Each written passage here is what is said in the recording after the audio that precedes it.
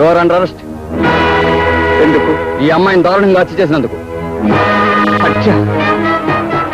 నేను? నీ రేఖను హత్య చేసింది నువ్వే అంటూ న్యాయదండంతో నా గుండెను ముక్కలు చేశారు న్యాయవాదులు. అణువణువున నేరస్తుడు, దోషి, హంతకుడు అని ముద్ర వేసి నన్ను జైలుకు పంపించింది కోర్టు.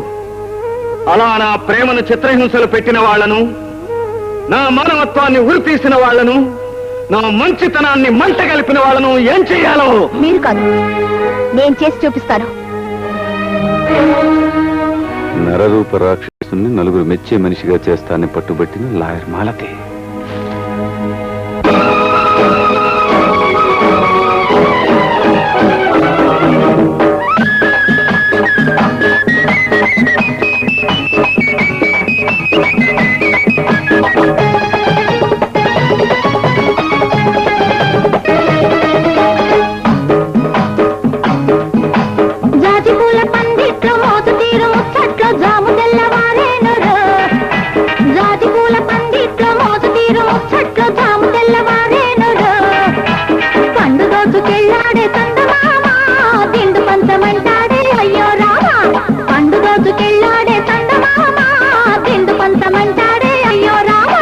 జాజి పూల పందిట్లో జారు బయట వెన్నెట్లో ముట్టుకుంటే ముద్దోయమ్మో. జాజి పూల పందిట్లో జారు బయట వెన్నెట్లో ముట్టుకుంటే ముద్దోయమ్మో. పట్టుకోక జారినాక ఎట్టాగా, పట్టుకోక ఆగేది ఎట్టాగా. పట్టుకోక జారినాక ఎట్టాగా, పట్టుకోక ఆగేది ఎట్టాగా.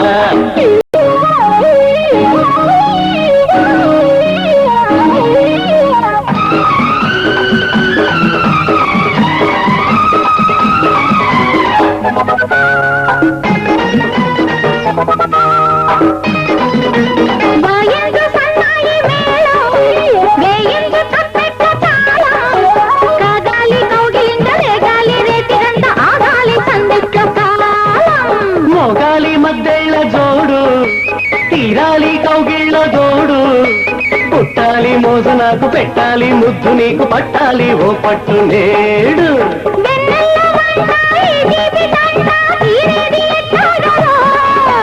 ఒయ్యారి గుంట బాటేసుకుంటా, సెగలన్నీ తీరేనురో.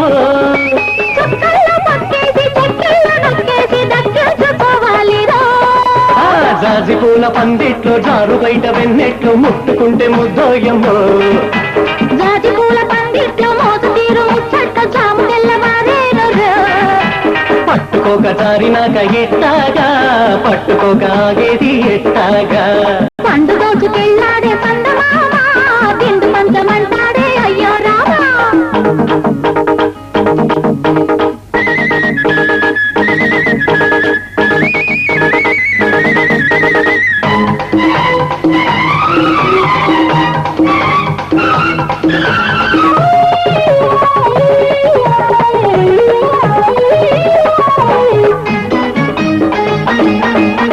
గుమ్మ సోకు గుమ్మాలు దాటి కుమ్మరించే అందాలు కోటి.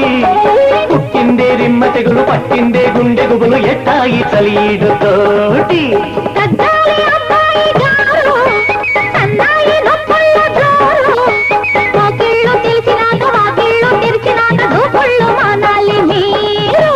చూపుల్లో గారో మా పుల్లో గారో, ఈ పిల్ల వగలేందిరో.